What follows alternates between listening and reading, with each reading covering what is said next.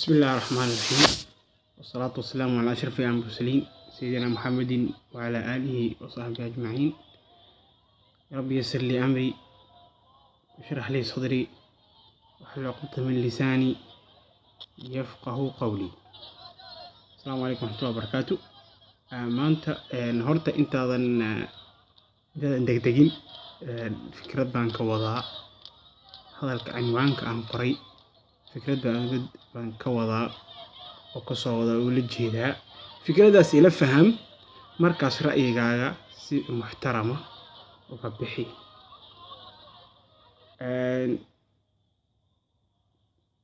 markaan leeyahay maanta farmaajo waa ninkii Soomaaliya burburin lahaa ama Soomaaliya gacantiisa ama daraadiisa ku burburin lahayd, waxaa uga hadlaynaa 3 qodob. sidee saas u dhacaysaa? maxaa misaal ka mid ah oo taariikhda ma soo dhacday, waxaas ma soo jiri jireen? annaga mowqifkeena muxuu yahay? marka waxaa weeye sidee u dumin karaa? waxaa waaye qisad yar baa idiin sheegayaa. yar saaxiibkaya walaalkii camal saaxiibkaya oo Yurub ku nool, weligiis alihiis Soomaaliya hal mar ama 2 mar u tagay isagoo yar. weligiis Soomaali kaliya way dhaleen, laakiin weligiis alihiis waxba kama oga camal. isaga wax intimaa ah iyo wax wadaninimo ah Soomaali ma hayo, lana kuma korimana yaqaan. marka waxaan u diray video mar oo khudbad ka bixiyay, linkii hoos baan dhigayaa. oo mar uu tagay Kenya, hadal aad u fiican ku hadlay. waxaan uga dhigay marka u diray farmaajino waxaan ku hadlay, bal wuxuu ku hadlay ka waran. bas ma ugu diray ii soo jawaabay Ilaahay amarkiis. wuxuu yiri wallahi walaalo, wuxuu yiri weligay Allahay wadaninimada aan dareemay inaan wadankay wax u qabto weligay Allahay ma dareemin. weligay Allahay hadda waxa xamaasad waxa qabatay wadankayga inaan u noqdo oo wax u qabto. markaas wuxuu yiri kelmad aniga aan dhahay, walaalkeena markuu dhahay inuu ninka soo farmaajo, wuxuu yiri ninkan carabta xidhada sayfun du haddayn, sayf laba af leh. macnaha laba dhinac buu u jaraysaa. waxaa ka soo wadnaa ninkan waxaa waaye wuxuu yiri dad badan baa aamini doona, dad badan Soomaali badan maanta baa aamini doonta oo Soomaaliya iyo wadanka Kenya jabtay ama ka qoosatay ama ka fara dhaqatay baa aamini doonta hadduu ku cayaaro fursadaas. Ilaahay ninkan wuxuu siiyey fursad cajiib ah inuu taariikhda galo, sida Gandhi iyo Mandela iyo Erdogan iyo wixii la mid ah. taariikhda inuu galo oo wadankiisa bedelo, wadan laga samray. hadduu fursadda iskaga cayaaro, dad badan baa ka niyad jabi doona, wadanka waan lagu kala tegi doona. taas way tan oo laga cabsanay, taas way tan u dhahay saaxiibkay anigana aan dhahay. ninkan waxaa waaye marka maxaa looga cabsanayaa iyo maxaa loola yaabin yahay? maxay macquul ku noqon kartaa inuu Soomaaliya ku burburiyo daraadiisa bixayth lidarajat in heer gaarto hadhow Soomaaliya inta ku kala tagto, in heer gaarto la dhaho farmaajo waa qaban waaya yaa qabanaya, farmaajo wuxuu ka qaadi waaya wax ka qaadaya, mahma xamal soo baxdo. macnaha waxaan ka soo wadaa waxaa weeye taariikhda ka soo dhacay. misaal qodka ka hadlayno xagee ka dhacay. waxaa waaye ninkii la socday mashhadka Masar ka dhacay markii Morsi doortay. mission baa loo dhigay maalintii uu odayga Morsi qabtay xinaha Masar, maalintii odayga laga tuuray xukunka laga qaaday, maalintuu qabtay aslan maalintuu saa u qabtay xukunka bay checkmate ahayd. checkmate waxaa waaye geemka dad taqaaniin shatranjiga la dhaho oo strategic waayo. markasta aad waxaad isku dayaysaa inaad boqorka qofka la ciyaariso boqorkiisa gaadid. maalinta boqorkiisa gaadid checkmate baa leedahay, wax ku dhamaatay camal. ninkan waxaa waaye maalintuu saa u qabtay xukunka waaba maalintii loogu talagalayba, khalaas waa u dhamaatay maalintaas. bidaayatu nihaayati ba carabta xidhada bilowgii dhamaadkiisii waayaba. misaal waay li'annu nimanka akhwaanka wadanka aad baa loo jeclaa, aad baa loo aaminsanaa meelaha iskoolada, kawaadirta, mucallimiinta, jaamacadaha, wax kasta waxaa waye ragga ugu sarreeya waddanka xagga cilmi, xagga khayriyaad, xagga jamciyaad, shacbiyad aan caadi lahayn. dadku aad bay u aaminsanaayeen. maxaa dhacay? waxaa waaye gaaladu way ugu talagaleen iyo dadkiiba mishinka loo soo dejiyey nin yani raggii oo macquulka la ahaa ama isaga ka fiicnaa dhan waa laga takhallus, waa laga saaray sibaaq. waxaa lagu soo aadiyey khiyaarayn, yani waxaa lagu soo aadiyey yani nin oo mubaaragkii laga tuuray wasiir difaac u ahaa, shafiiq la dhihi jiray. ninkaas marka waxay noqotay dadka haddaan ka tuurnaye ma mid isaga la shaqayn jiraan keenaynaa. bas waxay noqotay iska dooro dadaa jira xataa yani marsi aan raali ka ahayn rabin, laakiin waxay u doorteen keliya bal aan tijaabino jaanisi waa akhwaan waa dhaamaa kani, waa dhaamaa hee kani, saasaa lagu doortay. waa intii la rabay waa lagu bilaabay, militariguna ku bilaabay xabad xabad. miskiin buu iskaga dhigay, hoosta u soo galay. ninka wasiir difaac ka dhigtay waa xukunka ka tuuray, kaasna isna waa la watay kolleyba. micnaha maanta waxaa waaye end result. meesha maxaa ugu keenay qisad? maanta meesha waxaa ugu keenay qisad nimankii akhwaanka ahaa. maanta waxaa waaye heer waxaa la gaarsiiyey inay argagixisan yihiin. iskooladii laga xiro, ganacsatadii laga xiro, waddankii laga eriyo, wax la xiray iyo wax adduunka loo kala bacsado ay noqdaan. يعني waxaan ka soo wadaa waa mission loo soo dhigay oo lagu talagalay maantana hadafka lagu gaaray. taas way aan ka wadaa farmaajo arma, يعني wixii ilaahay shuf, wixii ilaahay subhanahu wa ta'ala wato waa wax kale, waa macquul. laakiin markaan ku leeyahay arma farmaajo maanta ay tahay mission la soo dhigay camal, يعني lagu talagalay maanta Soomaaliya in lagu kala wado. leeno ma dhacdo, ilaahay ma ka dhigo, laakiin anaga way uga hadlaynaa. لأنه dagaalka cilmiga istiraatiijiyaadka maanta markii laba military nimanka khidada dhigaya dagaalka khidooyin waxay filaan khido mustaxiila oo cadowga uu ku dhaqaaqi karo.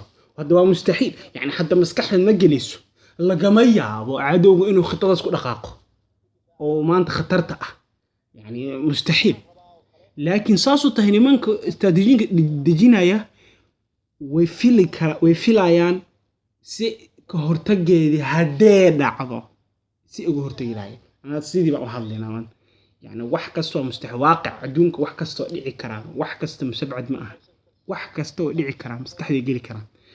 so daas waxaan ka wadaa yani mithaalkaas taariikhda soo maray camal iyo mithaalo badan baa jira. mithaaladaas la mid ah mataqaanaa lagu talagalay Soomaali in lagu kala wado. taas yani marka taas aan ka hadlay markii yarku walaalka u sheegay ha eri warniyo saas armay dhacdaa. markaas wuxuu yiri adduunka gaalada waxaa way markay dawlad qabsan, dawladaha adduunka maanta gaalada waxaan ka wadaa nimanka adduunka haysta maanta ciday yihiinba ya shaytaan ha caabudaan, yahuud ha ahaadaan, kirishtaan ha ahaadaan, wixii ahaadaanba nimanka maanta adduunka gacanta ugu jira. dawlad kasta saddex shay baa ugu jira shuruud. dawladdaas inay maanta sidee rabaa inay ka yeeshaan waa inay saddex shardi leedahay. saddex shardi waxaa loogu soo gaabiyaa xuruufta ingiriiska MAM: media, army, money. media idaacadaha, army militariga, iyo money lacagta. how mediahu waxaa waa wixii hadalka laga fudan, hadalka iyo wixii rabaan dadka maskaxda kaga dhaqi lahaayeen iyo wixii rabaan dadka ka dhacsiin lahaayeen. militarigana waa kii fulin lahaa waxaas. fahamtay? maca lacagtan waa tan wax kala wada. dadka waxay leeyihiin yani hadal aan wax beena baa dadka lagu faafinaya. militariga soo boodaya wuxuu leeyahay anigu waddanka waa badbaadinaya. hadda waa nin waddanka wax u qabanaya laga badbaadinaya. markaas waxaa dhacaysa lacagtan intii lagu wadayaa. marka wuxuu yiri Soomaaliya maanta miidiyahuna cidna kuma xisaabsana, kulli waa dad wada mustaqil ah badana.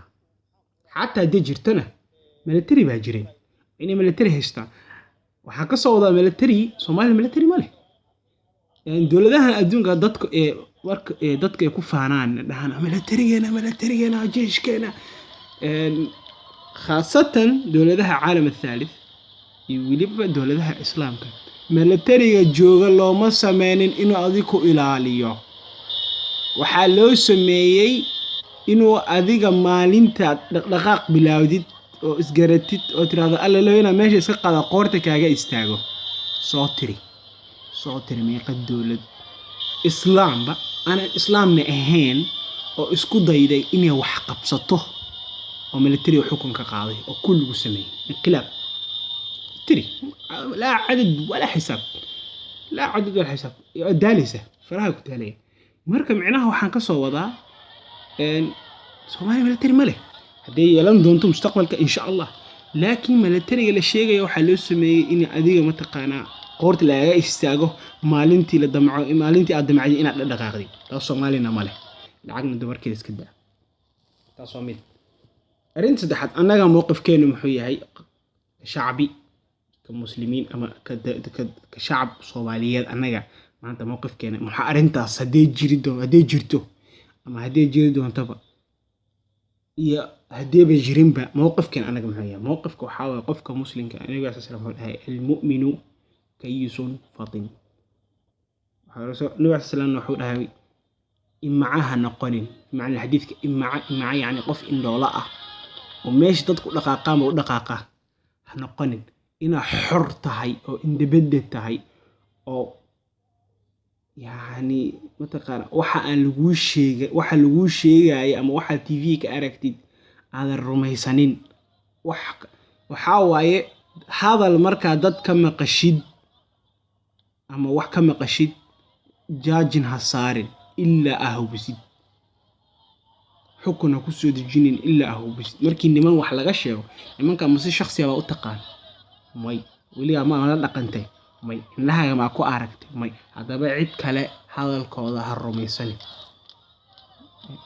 quraanku wuxuu galay suura al-hujurat wuxuu ku dhahay ya ayyuha alladhina amanu in ja'akum fasiqun binaba'in fatabayyanu إذا جاءكم فاسق بنبأ فتبينوا أن تصيبوا قوم بجهالة فتصبحوا على ما فعلتم نادمين معناها يعني هوبي هذا الإسكا هوبي المؤمن كيس فطن حواي المؤمن لا يلدغ من الجحر مرتين معناها قدك أبيس كمقني مؤمن كمقني أنت مرتين لوجور معناها قد ما أنت لقى قنيني بين لقى قنيني ودغنمه معناها حواي إن اللهم صل على محمد إن متقانا إن حر أهاتد وفكر كاغا إيوحا أمن سنتهي متقانا وكل سنيهي سيرة النبي عليه الصلاة والسلام يا صحابة دي لأنه حياة دي رسولك عليه الصلاة والسلام رسولك عليه السلام رجل دولة قوها من دولة حكموها يعني وحيالة بضن أو تاريخ زمانت وحيالة بضن أو دب أدونك كدعاية ومسلمين دب بضن هيسته haddii siirada loo noqon lahaa waxa waaye laga xalin lahaa qisay yar baa idinka sheekeynaa midaal ah ka soo qaadayo waxaan markaan ku leeyahay marka dhis nafsadaada dhis markaan leeyahay siirada u noqon macnaha waxaan ka soo wadaa midaal qisay yar baa dhacday nabi calaysay salaam qatafaan qabiil dhaho oo najdiga oo riyaadada meesha ku taalo Sacuudiga dhexdiisa qabiilkaas waa qabiilka labaad ugu xoog badan carabta markii Quraysh laga imaado qabiilkaas waxa weeye nabi sallam wuxuu la galay heshiis dagaal joojin ah buu la galay inay islaamka Chinese siiyaan bal inay arkaan muxuu yahay fartan nin buu nabi calayhi salaam u soo diray ittifaaq u ahaa oo niman rag saxaabada ugu aqli badan ugu mutacallinsan xagga diinta fartan nin jufo magaalo jufooyinka kamida oo qabiilkaas meel ay degan yihiin bay soo mareen oo ku degeen mid xaasido xun aad u xun oo ahdi iyo waxba lahayn khaayna baa ku jiray waxa way ragii afartii ragii dhan habeenkii iyagu jifo imaadooda gowracay laba kaliya ka badbaaday oo geelka soo daaqinay geelkii la waday ku socday markay soo noqdeen arkeen mid kamida marka ninka qaa'idka ka ahaa saxaabadaas aad baa loo jeclaa labadii mid ka mid ah xamaasad iyo xaalad baa qaaday uu kacay wuxuu yiri alay kaas meel ku dhintay anigu joogi maymuna lalaanayo isna waa lagu daray kii kala fakaday kii kale dariiqa isoo ku soo socda wuxuu ka hor yimid laba nin wuxuu dariiq ku arkay laba nin oo reer Qatafaana oo nabiga kaleey salaam hadda ka yimid labadii nin waxa waaye isagu ma ogeyn ay ahaayeen kaliya biyasiiyeen inuu daalan yahay oo carar ay arkeen cunta iyo biyasiiyeen oo la seexday oo la sheekaystay oo ku ogaadeen reer Qatafaan yihiin waxa waaye uu isku miskiiniyay aarsi camal markay seexdeen buu labadii nin gowracay nabiga kaleey salaam uu soo noqday arintii uu sheegay nabiga kaleey salaam uu naxay aad iyo aad loogu xamaaday labadii nin uu sheegay sida cajiibku wuxuu yahay labadii nin been nabiga kaleey salaam ahdi la soo galeen inaan far la saarin dibka jiraan ninkaana waxa waaye waa nin soo cararay la soo dilay la soo ciilay waxba kama ogaan ahdigii nimankaana ninkan waxba kama ogaan wala yani qalad baa dhacay nabiga kaleey salaam hadda fiiriyaan 40 nin baa laga dilay ahdi baa laga jibiyay ma dhihin waa aarsanaynaay aan baabi'ino ma dhihin ahdigii buu nabiga kaleey salaam ilaaliyay isla markii wuxuu bilaabay inuu diya aruuriyo labadii nin oo la dilay diyadoodii buu aruuriyay reer Qatafaan loo diray odayga beeldaajii qabiilkaas naxdin daraadeed iyo ciil bula dhint markuu arintaas maqlay macnaha hadda waxaan ka soo wadaa taas waxay ku cadeynaysaa nafta insaanka inaan la jarin wixii ahaataba illa as muslim anaga illa al muhariba nin ku soo bareeray mindi iyo pistoolad iyo soo qaatay oo ku soo bareeray ma ahane wajiga Allah ka soo baxo dagaal ku soo doontay ma ahane inaan naf jartid waxa waaye Ilaahay subhanahu wa ta'ala nabigiisa raali kama ahan fama balaka dakuwan dadka baabi'inaya muslim bi islaamba aan muslim iyo gaalaba ahan u kala aqoonin macnaha markaan ku leeyahay waxa waaye mowqifkeena anaga arintan hadda aan ka hadlayo muxuu ka yahay waxa waaye adiga isku bilaaw is nafsadaada dhis xagga diinada iska dhis xagga cilmi iska dhis xagga siyaasad iska dhis waxa waajib ku saaran waaye adiga qof ahaan inaadan taabici ahaanin oo xor ahaatid macnaha waxaan ka wadaa yani ma ahan yani waxa laga rabaa inaad xukunkaaga aadan xukun la soo boodin oo aqliga iyo mantiqa iyo diinta daa'iman markasta marka wax aragtid adduunka ka socda isla markii bax nabiga kaleey salaam siiraday ku tabaq waaqic maxaaje طبعا waxa laga yaabaa طبعا way tahay yani zamankii waagi hore waxyaalo aan dabaqi waxyaalo aan jirin waagi hore hadda ma jiraan midaal hadii laga soo qaado qawaaniin dawliya qawaaniinka iyo maanta laakiin adiga waxa sameynaysaa waa qiyaasaysa fiqiga xadiiska marka akhrisid waa qiyaasaysa waa fiirinaysa waxa aqliga yani wiligiis allihis soo fiiriya wiligiis allihis nabiga kaleey salaam ilma iyo caruur ma dilin dagaalku ma dilin wiligiis ay allihis ama soo booday wuxuu ku leeyahay tab qaswad bani qurayda bani qaniqaa markii qoorta laga wada goray kulli waa la fiiriyay calaamad bani basad oo shuruuc soo degsan mid kasta qaangaarkiisa la fiiriyay nimanka ragga ah ninkii waxa la yiri seel ku garanaya inuu qaangaaray timaha canada hadii u soo baxeen hadii u soo baxeen waxa waa nin ragaali waa qaangaar calaamatul buluugh soo nimanka rijaal dhasasa lagu go'ay macnaha waxa way nabiga sallallahu alayhi wasallam aliis ilma madil wiligiis aliis muslimiin daa'iman markasta waxa waaye markii dagaal galayo wuxuu amri jiray mataqaan macnaha waxaan ka soo wadaa saasoo tahay nabiga waxyaalo aan jira nabiga alayhi salatu wasalaam ku dhaqmay macnaha as muslim qudwadaada waa nabiga alayhi salatu wasalaam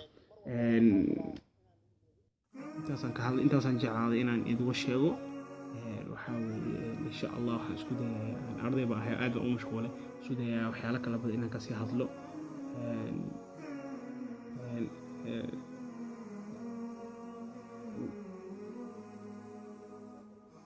إن أصبته من الله وإن أخطأته من الشيطان كفارة المجلس سبحانك اللهم وبحمدك أشهد أن لا إله إلا أنت أستغفرك وأتوب إليك.